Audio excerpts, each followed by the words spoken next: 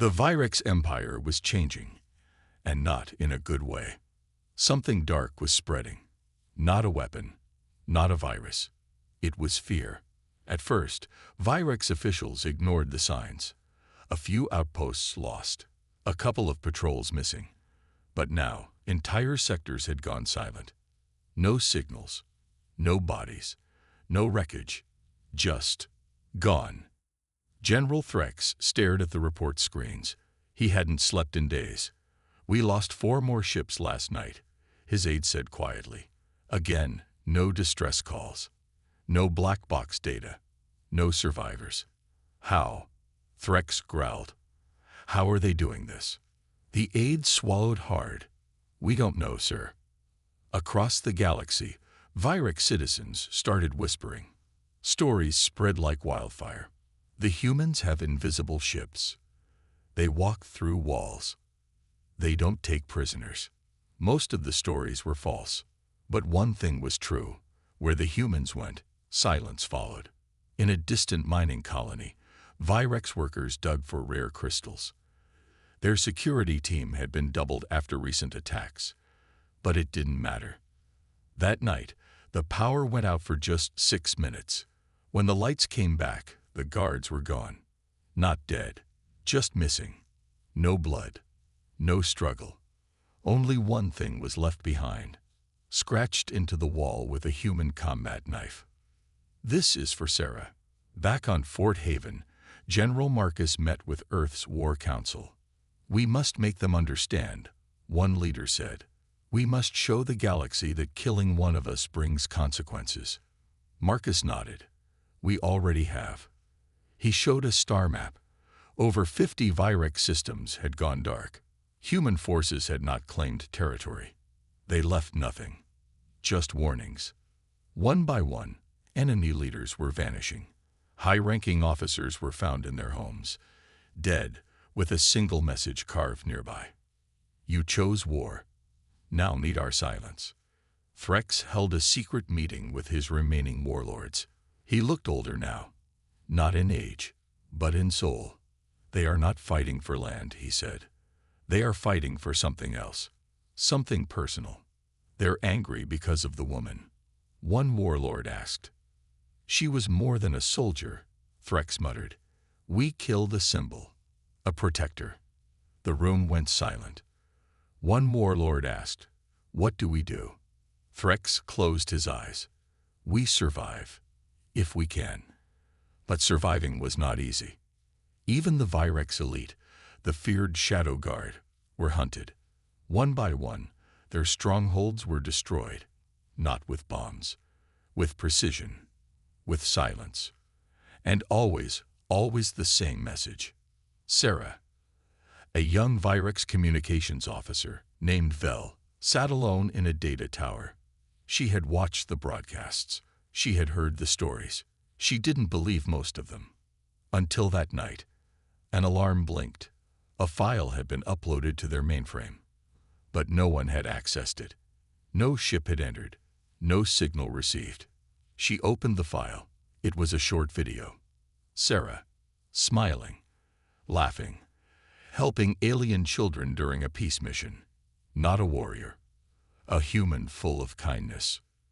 Then the screen went black and showed one sentence. "You took her from us. Now we take your peace." Vel sat frozen. Her claws trembled. For the first time, she understood. The humans weren't seeking justice. They were delivering mourning. On the edge of the galaxy, a massive Virex fleet gathered. Over 100 ships. Ready to strike. Ready to scare the humans back into hiding. But when they jumped into human space, there was no one there. No fleets. No planets. Nothing. Just a black box floating in space. They brought it aboard, played the message. It was Sarah's voice. "You brought war to our world. You killed without reason.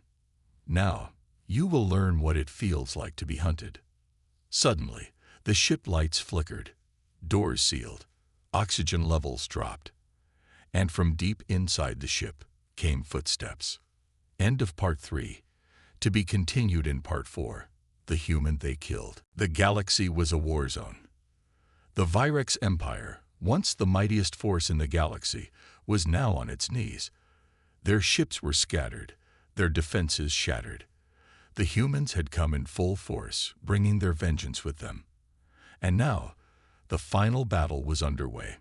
General Threx stood in his command center on Virex Prime, eyes fixed on the main display. The capital planet was under siege. Massive human warships surrounded the skies, cutting off every escape route. On the ground, soldiers clashed in the streets. The city was burning, the lights flickering in the chaos. The Virex had underestimated them. Again. "We've lost control of the northern sector," one officer shouted. "Our forces are being pushed back." Threx clenched his fists. "Get the reinforcements into position. We can't afford to lose this city." But even as he gave orders, he knew it was too late. They had already lost. Far above the planet, Falcon and his team watched from the bridge of their lid ship. "The Virex think they can win," Falcon said, his voice cold. "But they haven't realized yet. This isn't just a war, it's a reckoning." Echo, the soldier who had served alongside Sarah, stared out the window at the burning world below.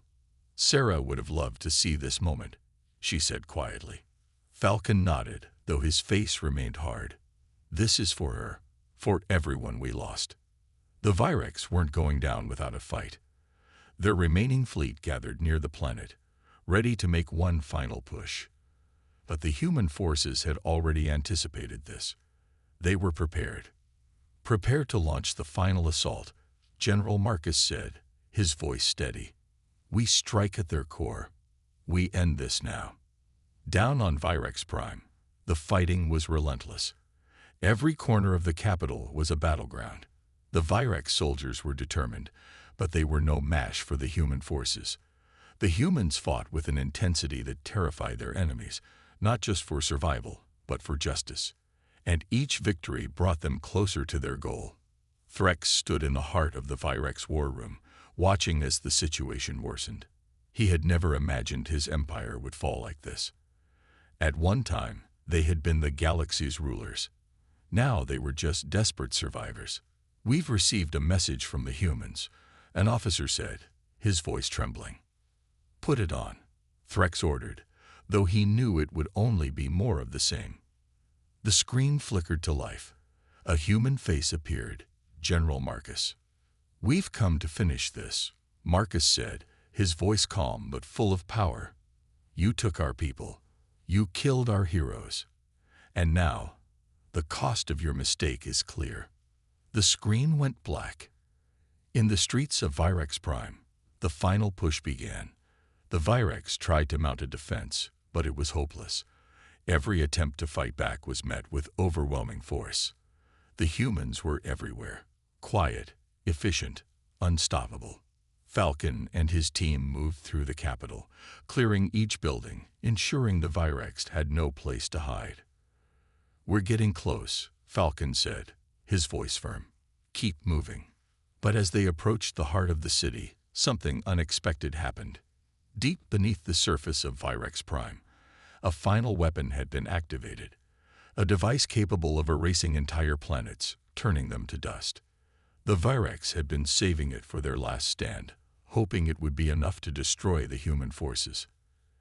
"Activate the weapon," Threx shouted. "We end this now." But as the countdown began, something stopped it.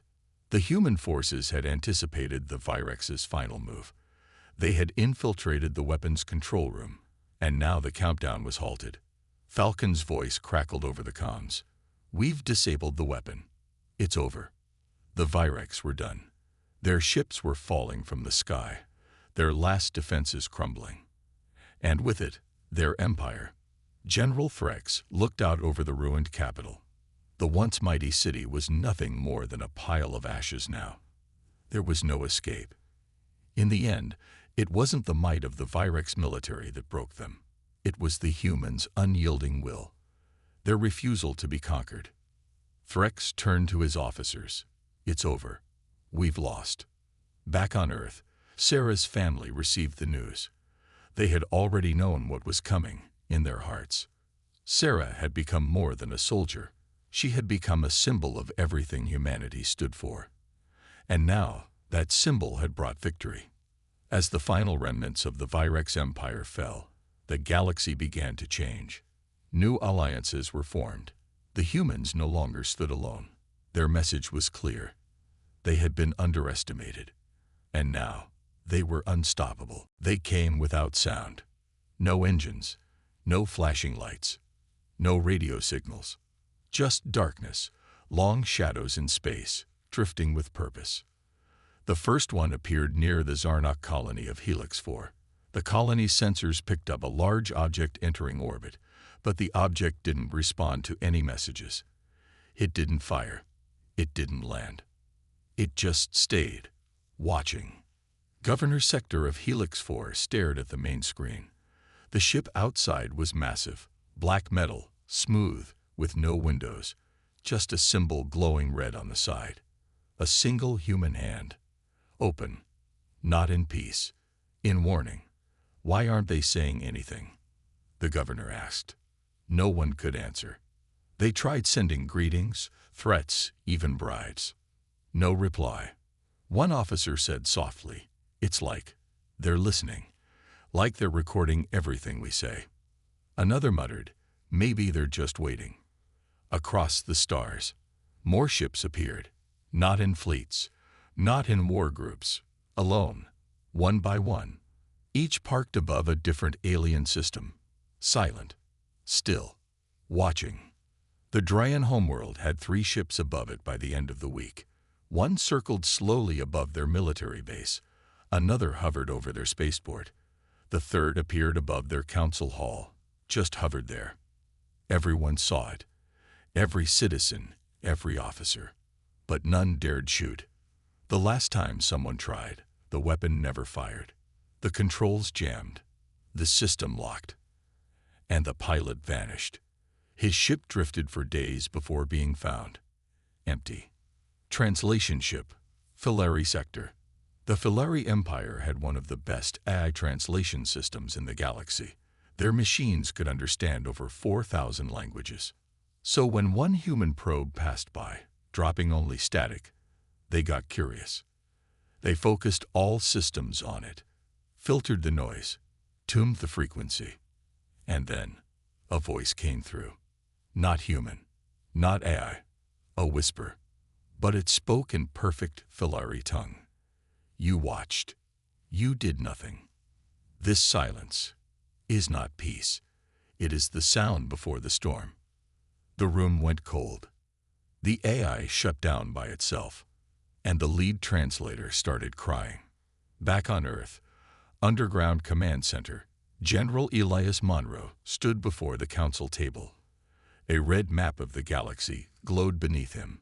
Each red dot was a silent human ship in orbit. "Status?" asked one council member. "All ships in position," Elias said. "No weapons fired.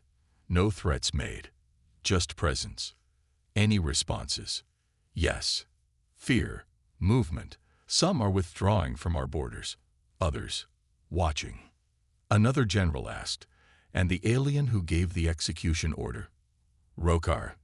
Elias tapped the map. "Drone dispatched. Zarnak homeworld. Midnight. It was supposed to be a quiet night.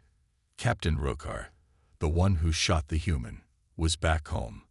He told himself it wasn't his fault. The human was trespassing. It was legal.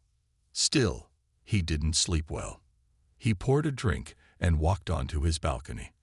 The stars were bright, peaceful. Then something clicked behind him. He turned.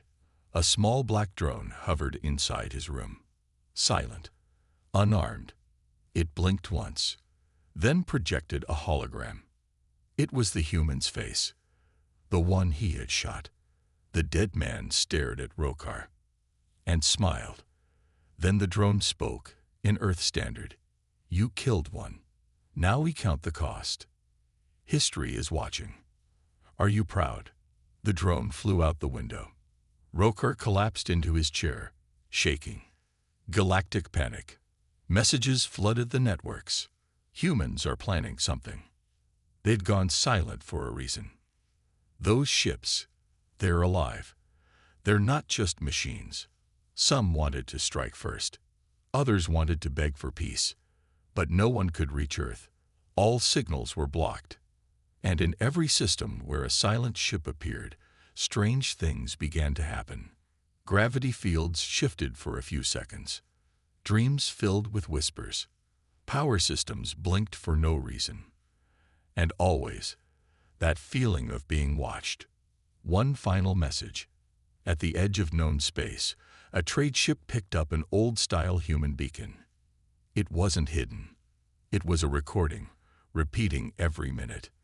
The trader played it. A human voice spoke. We are not conquerors. We are not invaders. But we remember. You showed no fear when you killed. Now you will understand why you should have. The galaxy thought humans were emotional, soft, and wild. But now, they were quiet. And nothing was more terrifying than a human who had stopped speaking. Because when they stopped talking, they started acting. The battlefield was quiet now. Smoke rose from burning machines. Alien bodies lay still. The war had been short, brutal. In the center of the battlefield stood the Virex commander, General Threx. He was tall, his armor black, and sharp like a knife. Around him stood his soldiers, cheering. We did it, one hissed. The human is dead. On the ground nearby, the body of a human soldier lay motionless. It was a woman, young, face covered in dust and blood. Her name badge read, Lieutenant Sarah Holt. Threx laughed. So this is the great human threat. Just skin and weakness. The young Virex soldier walked closer and kicked the body. Not so dangerous now. But they didn't see the small drone hidden under a metal plate nearby. It was watching, recording, transmitting. In space, high above the battlefield, a satellite blinked to life. Alert. Human casualty. Naomi. Lieutenant Sarah Holt. State US. Kaya. Activate Inge. Protokovalat Aish. Far across the galaxy, on a hidden human military base called Fort Haven, red lights flashed. Alarms rang. Soldiers stopped talking. Officers stood up straight. General Marcus, a tall man with gray hair and cold eyes, read the message. He didn't speak. He simply nodded. Is it time? Asked his assistant. Yes, Marcus said. They made the mistake. He turned to the room filled with screens and officers. His voice was calm, but firm. Begin Protocol H. Back on the battlefield, the Virex were still celebrating. Record this, Threx said. Let the galaxy see what happens when humans stand against us. One soldier aimed a camera drone at Sarah's body. She was weak, he said, just like the rest of them. But then something strange happened. The human's communication device on her wrist blinked. Sir, a Virex soldier said, her tech is still active. Threx frowned. Impossible. She's dead. The device made a soft sound. It wasn't a distress call. It was a countdown. 3, 2, 1. Suddenly, the small drone nearby rose from the ground. It flew straight up into the air. Fast. Too fast for them to shoot. What was that? One of the soldiers yelled. Threx stared at the sky. What did we just do? Minutes later, deep in the Virex command ship, strange reports started coming in. Commander, said the communications officer, human forces have gone silent across the front. Silent? Threx asked. No signals. No movement. Just gone. Another officer added, our long-range scanners are being jammed. By human tech. Impossible, Threx growled. We've already crushed them. But even as he said it, he felt something cold in his chest, a feeling he hadn't known in years. Fear. Meanwhile, at Fort Haven, soldiers were moving fast. Ships were being loaded. Secret weapons were armed. In a dark room, 7 soldiers stood in front of General Marcus. Each wore black armor with no names, no ranks, only one symbol, a broken sword with wings. "These are the forgotten," Marcus said. "They don't speak. They don't ask questions. They only act when Protocol H is triggered." The soldiers nodded once, then disappeared into the shadows. Back on the Virex ship, Threx stood alone, watching the video of Sarah's death. He replayed the moment over and over. Her face, her eyes. She hadn't looked afraid. She had looked calm. Too calm. "She knew something," he whispered. The room was silent. Then the ship's AI spoke. "Incoming transmission from Earth Command." Threx turned, put it on screen. A simple message appeared in bright red text. "You killed Lieutenant Sarah Holt. Protocol H is now active. We are coming." The screen went black. Somewhere in space, human ships were already on the move. No lights, no signals, no mercy. They weren't just soldiers. They were vengeance. The Zarnok Empire tried to erase the footage. They deleted it from their warship's logs, scrubbed it from the colony database, even destroyed the helmet cams of every soldier present. But they forgot one thing. The humans' neural beacon recorded everything. And Earth had received it. In a secure underground vault beneath Antarctica, 5 human generals sat in silence. A red light glowed on the center table, and a voice spoke through the system. "Replay sequence. Incident 417. Origin. Minus mining site." The screen turned on. They saw it all. The dust. The soldiers. The human, sitting quietly. His blood. His final words. "You've made a mistake." The shot. His body falling. And then, blackness. No one in the room spoke. Then General Voss leaned forward and said one word. "Broadcast it." 2 hours later, across the galaxy, every screen on every planet with access to the galactic net flickered. It didn't matter if they were in warships, shops, schools, or homes. All of them saw the same thing. The footage. Uncut. Raw. Real. Aliens watched in silence as the Zarnok soldiers circled the wounded human. They saw him refuse to beg. They heard him mourn them. And then, they saw him die. The reaction was instant. Shocked silence. Then fear. And then rage. But not from humans. From others. Aliens who remembered what the humans had done during the last Great War. The Drayan ambassador whispered, "They told us if we ever saw a silent human, run." The Filari Prime broke her staff in half. "The Zarnok have doomed us all." And on 100 planets, crowds filled the streets. Not to cheer. To prepare. Because they knew what came next. The first strike. For a week, the silent human ships did nothing. Then one of them moved. Just one. It drifted closer to Zarnok space. Slowly. No weapons visible. The Zarnok fleet rushed to meet it. 12 cruisers, 2 dreadnoughts, and a carrier. The human ship didn't fire. The Zarnok ships opened fire anyway. Blasts of plasma and antimatter missiles streaked through space. They hit the human ship directly. But it didn't break.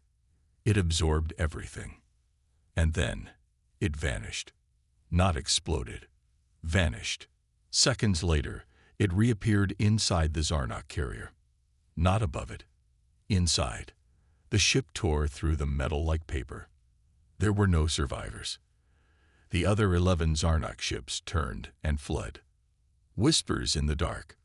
People across the stars started hearing strange things in their dreams. A voice. Not threatening. Not loud. Just heavy. And sad. "We gave you stories. We shared our music. We opened our hearts. You opened fire." Children cried in their sleep. Old veterans stood up from their beds in fear. They had heard that voice before, during the old wars, when the humans unleashed their deep systems. And now those systems were awake again. The grave that spoke. On the abandoned mining planet where it all began, something strange happened. A beacon rose from the ground. It had no wires, no metal. It looked like stone. On its surface was a face, the face of the dead human. No one knew how it got there, but it began transmitting. This is not revenge. This is remembrance. For every voice silenced, we carry them. We are not one. We are many. The signal repeated on loop. And slowly, humans began to return to the outer systems. Not soldiers, families, scientists, explorers. They brought flowers. They'd rebuilt the mine. And beside the beacon, they planted a single flag. Earth. Inside a Zarnok War Council. The top generals argued day and night. We should apologize, one yelled. No, another growled. We should prepare for invasion. Too late, said a voice near the door. It was Rokar, the one who had killed the human. He looked thinner, paler, haunted. They're not coming to invade us, he said. Then what? They're coming to teach us a lesson. Silence. He sat down slowly and whispered. And they will not stop until we understand it. Far beyond the known map, in a dark, distant system, far from any colony, a machine lit up for the first time in centuries. It had one function: judgment. Inside, the old AI spoke a single word: confirmed. The stars around it began to shift. More ships began to wake. Old ones, forgotten ones, built not to win wars, but to end them. The galaxy had killed one human, but in doing so, they had awakened all of humanity. And now, they would learn. You don't bury a human, you plant a seed. Long before her name became a whisper of vengeance across the stars, Lieutenant Sarah Holt was just a young woman from Earth. She didn't come from power. She wasn't born into greatness. She grew up in a small farming town in North America, under wide skies and quiet winds. Her parents were teachers. Her brother was an artist. And Sarah, she wanted to protect people. Not for glory, not for medals, but because it was right. At age 17, she joined the Earth Defense Force. While others wanted faster promotions, Sarah asked for the toughest posts: front lines, war zones, peacekeeping missions. Wherever innocent lives were at risk, she volunteered. She was the kind of soldier who shared her food, gave her coat to a cold alien child, and never once complained, even in the freezing black of deep space. And the people remembered her. On dozens of alien worlds, her name was spoken with respect. The human who helped us. The woman who stopped the fighting. Sarah Holt. Back on Fort Haven, General Marcus stood before a group of recruits. He rarely gave speeches, but today was different. You know the name Sarah Holt, he began. You've seen the reports, the messages, the war that now follows her name. He looked at them, young, unsure, just like she once was. What you don't know, he said slowly, is that Sarah requested her last mission alone. She wasn't ordered into that battle. She went because a group of alien civilians had no defenders, and she refused to let them die. He paused. The room was silent. The Virex ambushed her. She had no backup, no way out. He clenched his fist. She held them off for 6 hours, alone, gave the civilians time to escape, and when they finally overwhelmed her, she was still fighting. A recruit whispered, she was a hero. Marcus looked up. She was more than that. She was human, in every way that matters. The Virex didn't know this history. To them, she had been just another soldier. But now, strange things were happening inside their empire. Old enemies of the Virex, nations they had bullied and controlled, began to rise, not with weapons, but with courage. If the humans fight back for one life, they said, then maybe they will fight for us too. The galaxy had seen many wars, but this was different. This was personal. In a dusty corner of the Virex archives, a historian named Gore was digging through old files. He had heard whispers of Protocol H. Everyone thought it was just a code for revenge. But he found something else. An old document signed decades ago by early human commanders. If any human who dies protecting others is killed without cause, we will respond. Not with diplomacy, not with politics, but with memory, with precision, with silence. Gore read it twice. His eyes widened. Protocol H wasn't just about Sarah. It was a promise. Meanwhile, on a peaceful alien world called Ralvok, a monument appeared overnight. No one saw who built it. But carved in stone was a statue of a woman in human armor, holding a child in one hand and a shield in the other. Under it, one word: Sarah. Local leaders didn't take it down. They left it there, surrounded by flowers. Even aliens who had never met a human came to see it. Who was she? A child asked. A protector, her mother said. A warning. In deep space, Virex scouts picked up a strange signal. It wasn't human. It was from one of their own destroyed ships sent weeks ago. A black box recording. The video showed Sarah, injured, bleeding, cornered, but still alive. A Virex soldier approached her. You should surrender. She smiled weakly. You think this ends with me? Then the feed cut off. The scout who found the recording whispered, she knew. Even then, she knew what would come. General Threx watched the footage. He didn't speak for a long time. Finally, he said, we didn't just kill a soldier. We killed a symbol. And now, we've lit a fire we cannot control. A younger officer asked, can we stop the humans? Threx shook his head. You don't stop people who fight like this. You survive them, if they let you. Far away, in the shadows of a dead star, a human ship prepared for its next mission. 7 soldiers stood ready. Black armor, no names, only one word etched into their chest plates. Sarah, the message has been sent, she said, her voice steady. But we haven't seen the full picture yet. We still don't know how far they'll go to fight us, to stop us. Another officer turned to her. Are we ready to fight? Mira paused, staring at the stars ahead. We don't have a choice. They made sure of that. A cold, silent Earth, the final preparations. As the message echoed across the galaxy, Earth's final preparations began. In hidden bunkers, soldiers equipped for every scenario lined up. On the surface, civilians remained calm, knowing that soon their world would change. They had been silent too long, but now they would speak. Loudly. A quiet, steady hum filled the atmosphere as Earth's powerful weapons systems activated. The world was ready for whatever came next. The universe had underestimated humanity. The humans had spent their time in silence, watching, waiting.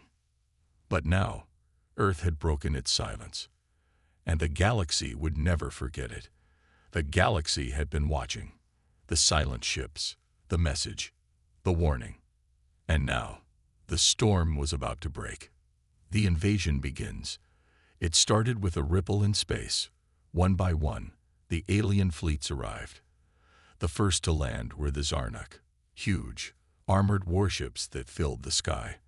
Then came the Drayan, their sleek ships cutting through the atmosphere like knives.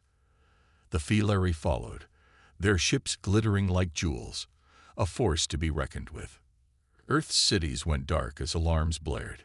Every defense system activated. Every weapon came online. And the human ships, they waited. The first strike came as expected. The aliens launched their attacks with no hesitation.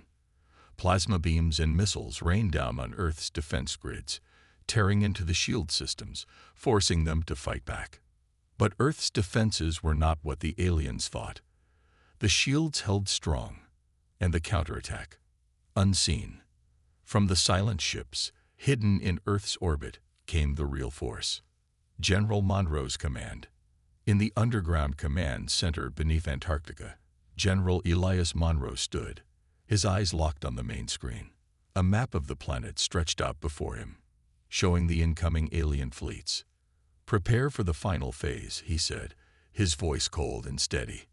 "Activate Project Vanguard." At his command, the human fleet moved in unison. Hundreds of stealth ships, which had remained hidden in Earth's shadows, suddenly burst forward. They were small, fast, and deadly. Each ship carried a single purpose: to deliver humanity's message that they would not be conquered. And Earth's enemies would soon learn that human ships weren't the only weapons they had. The silent weapon. Aboard the lead human ship, Captain Mira Chen stood on the bridge, watching as their fleet moved into position. The alien forces were already deploying their ground troops, robotic drones, and armored soldiers, all preparing to land. "Ready the silent weapon," Mira said, her voice steady. One officer turned to her in confusion. "The silent weapon. Are you sure, Captain?" Mira's eyes glinted with determination. "We have no choice. We've waited too long. Now it's time for them to learn who they've been playing with." On the surface of Earth, deep below the military bases, a hidden chamber began to hum with life. Inside, the final piece of humanity's secret weapon. The neural disruptor. Activated. This was a device designed to target and scramble the neural networks of every enemy force that had ever underestimated humans. And it was silent. The alien forces react. The Zarnak ships began to advance toward Earth's surface, their huge cannons charging up for a massive strike. But something was wrong. Their systems glitched, and their communications cut off. One by one, the Zarnak ships dropped from the sky, and no one understood why. Then the Dryan ships began to spiral out of control, their engines failing. The Filari fleets were next, their glowing ships flickering and going dark. Inside their ships, the soldiers began to panic. "What's happening?" The Zarnak commander screamed. "Our systems, they're failing." The mining planet was quiet. Too quiet. Rokar, a captain in the Zarnak Empire, stood on the dusty surface with his squad. The red rocks around them were still. Their mission was simple: search the abandoned human mining colony and make sure no one was left behind. They found one. He was sitting on a metal box near a half-broken mining drill. His suit was dirty and blood stained the sleeve. But he didn't move. He just looked up at the aliens with calm eyes. Rokar raised his weapon. "Human, identify yourself."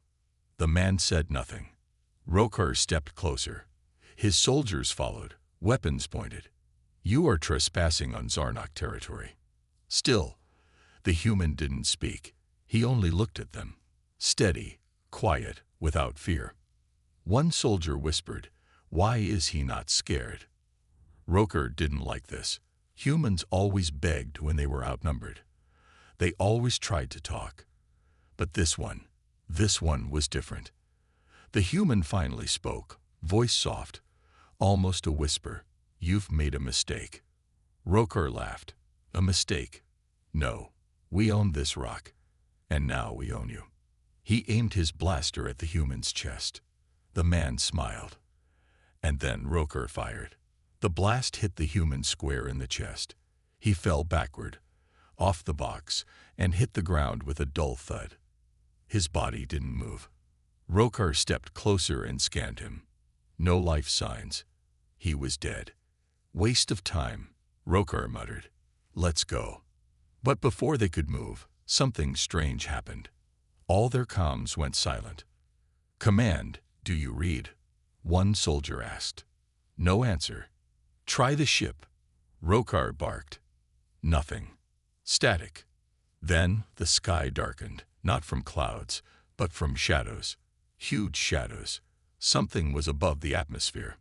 The squad looked up. They couldn't see clearly, but lights flickered beyond the clouds. Long, silent ships. No noise. No signals. One soldier whispered, "Are those human ships?" "They're not responding," another said. "They're just watching." Rokar's heart began to pound.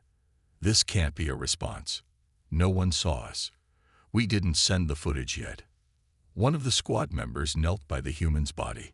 His eyes widened. Sir, he has a neural beacon. And it just activated. Roker's stomach turned cold. What kind of beacon? The soldier showed the scanner. It sent a pulse, directly to Earth, with location and video data. Roker froze. Every human ship within 10 light years would have seen it. Every military AI, every satellite, and Earth. Suddenly, the clouds lit up. A pulse of blue light spread across the sky. Then, silence again. But it wasn't normal silence. It felt heavy, like the air itself was watching. Rokar turned to leave. We need to go. Now. But before they could move, a loud thunk echoed behind them. They spun around. The human's body was gone. Only the bloodstain remained. What? Where is he? Someone shouted. Then, a voice crackled through their broken comms. One word. Awake. The squad ran. Roker didn't care about honor or war anymore. Something had changed. He felt it deep in his bones. That one human was just a drop. But it had hit the ocean. Meanwhile, on a ship far from the planet, High Admiral Korin of the Zarnuk Empire watched the alert come through. His screen flashed red. Human casualty detected. Neural beacon triggered. Level 0 response confirmed. He stood up slowly. Level 0 response. It was the last warning. The one humanity never used. It meant, do not respond. Just prepare. His aide looked at him. Sir, should we inform the council? Korin nodded. His voice was shaky. Tell them, we have awoken something. Back on Earth, deep under the surface, in a chamber sealed for 300 years, an ancient system blinked to life. A cold voice echoed through the room. Protocol Black Veil. Activated. Red lights lit up across Earth's military grid.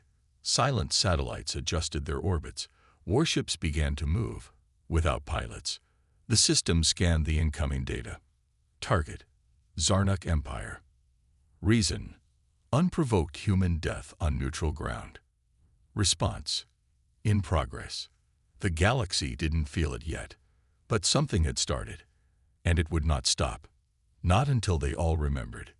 You don't kill a human and walk away. The final message. As Earth's fleet looked toward the stars, a final transmission was sent to the galaxy. The Reckoning Fleet, now fully operational, sent a message. A single line, simple and powerful. We are Earth. We are human. And we will never be forgotten. And the galaxy, for the first time in a long while, fell silent. The legacy lives on. Years passed, but the legacy of Earth endured. Humanity's influence grew, not through war, but through strength and understanding. The old empires, though humbled, began to rebuild. And slowly, the galaxy began to change. The Zarnuk, the Drayan, and the Filari had learned a hard lesson, and Earth had taught them. In every corner of the galaxy, humanity's name was spoken with respect, and no one ever dared forget the day when the silence of Earth broke.